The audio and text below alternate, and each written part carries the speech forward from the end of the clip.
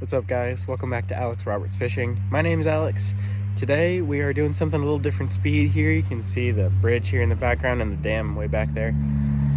We are down below the Normandy Dam. This is technically the Duck River. You guys see it here in the background, but doing some trout fishing today. So if you live in one of these states that does these cold water trout stockings, you'll know that, you know, TWRA or whatever agency comes and stocks these rivers in the cold winter, in the cold water, and it can be a lot of fun. It can be some really fun, easy, opportunistic fishing. So today's video is going to kind of serve as a tutorial if you do have these opportunities in your state, something really easy. You can do really easy ways to catch them. So I've got the waders on today, but you don't need them necessarily. You guys stay tuned and we'll teach you how to catch some cold water trout here.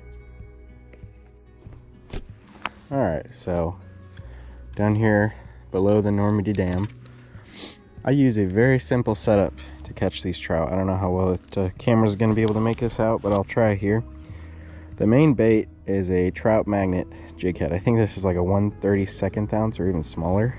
But you guys can see the jig head there. Got about a foot of leader here. That's 8-pound fluorocarbon up to a swivel with a split shot on top of that, and then a standard slip float with a bobber stop up top. So once again, we've got trout magnet, the swivel, the split shot, the float, and the bobber stop. Really simple. I'll kind of get into more why I use this up and why I do the things I do, but we're going to take a cast here, see if we can't catch a couple.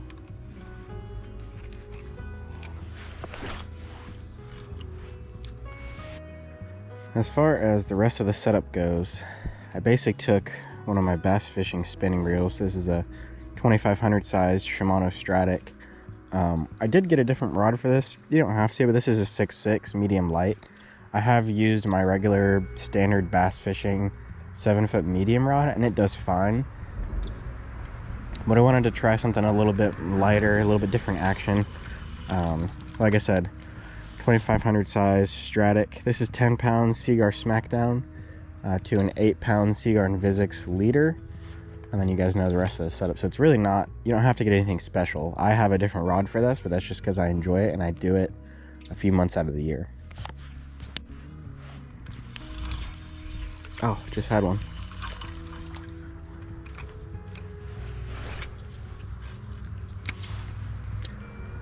So you guys kind of see the technique here. Hooked up, we are hooked up. Didn't take long at all, did it?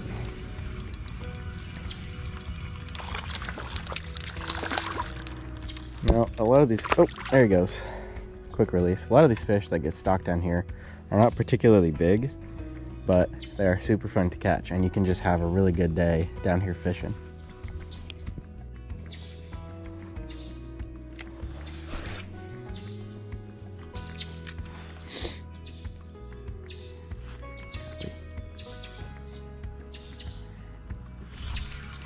Another one.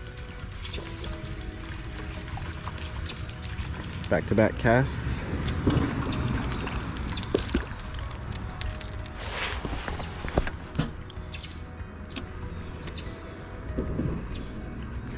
Nice little fish. Thanks, dude.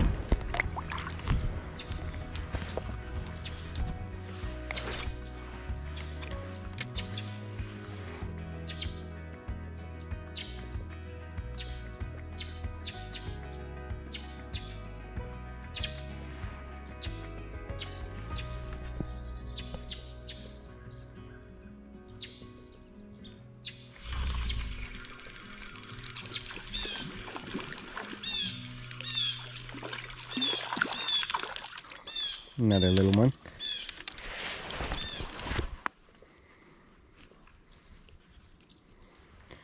Little stalkers, but we appreciate them. See you, dude. So you guys can probably already see the technique here. But basically, we are drifting this slip bobber setup.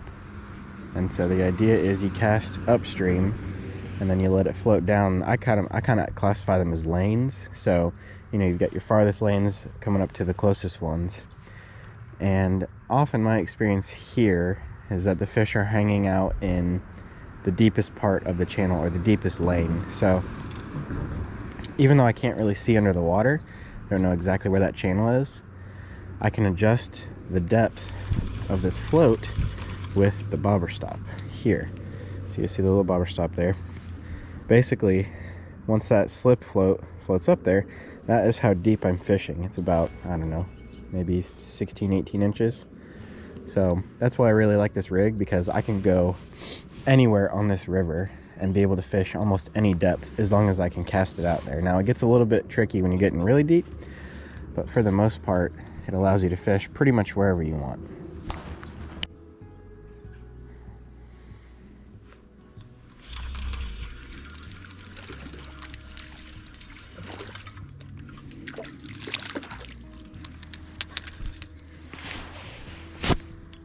Another little one.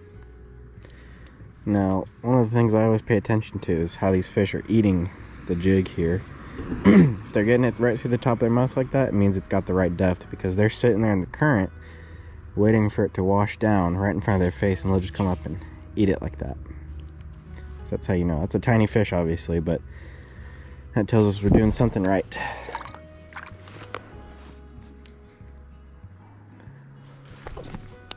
So if you guys come down here below Normandy, you'll see that the bank access is really good. Now, I have waders on. I've got my brothers here too, they've got waders. The waders really help you get into other areas that most people can't, but you don't need them. You know, you guys can see there's plenty of access both sides up and down the river here.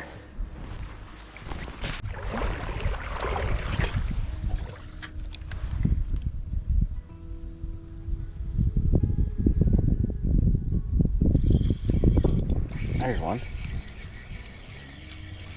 Been a while, barely understood what it felt like. That's a decent one.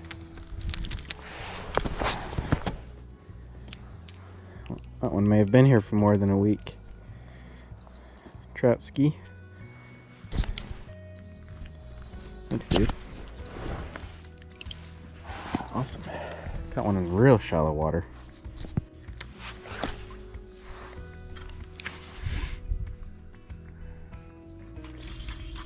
Oh. There's one.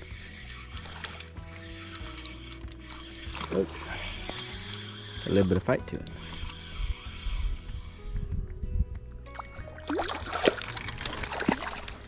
Not the same size as the last one. It's not a little bigger. Yeah. Berkeley power bait, trout worm, rainbow trout. Thanks, buddy. There's one. Oh, I lost him. Now, as far as where to actually fish this thing, there are kind of two main areas I'm looking for. Number one, like I talked about earlier, the deepest part of the channel, if you're in a more narrow section of the river. And you can kind of figure that out by, you know, move your bobber stopper around, have it be deeper, have it be more shallow. Kind of figure out where that deepest part is. Other thing you can do, which is what I'm doing right now, is look for current breaks. Now, these are stalker trout, so in my mind, they don't relate to current the exact same way that wild trout would. So they're not going to be right up against the, I don't know if you guys can really see it on the camera, but up here, there's a current break, a ruffle if you will, you can see it in the water. And where a wild trout might be right up against the bottom of whatever that is, whether it's a rock or a log, these stalker trout are going to hang a little bit further back, in my experience down here.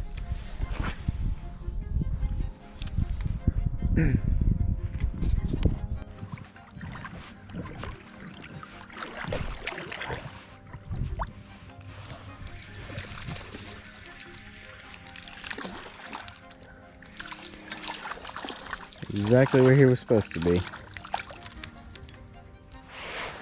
A little bit better one.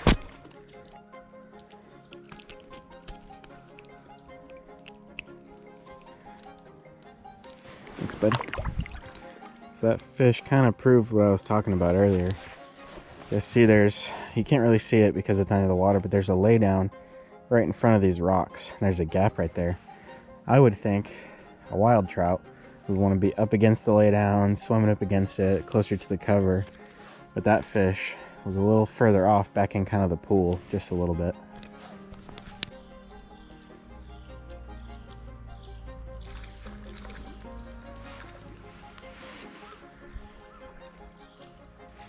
Looks like Andrew's got one over there. Oh, quick release. Quick release.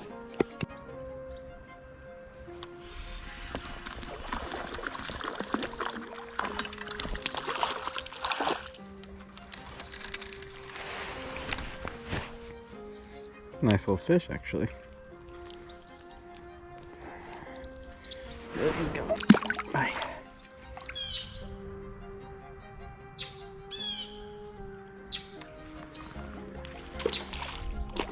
Got a jumper.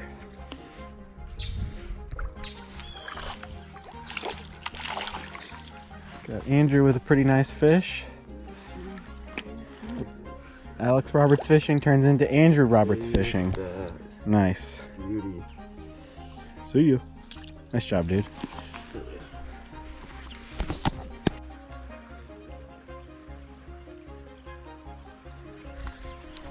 There we go. Ah! Whoa, whoa, whoa!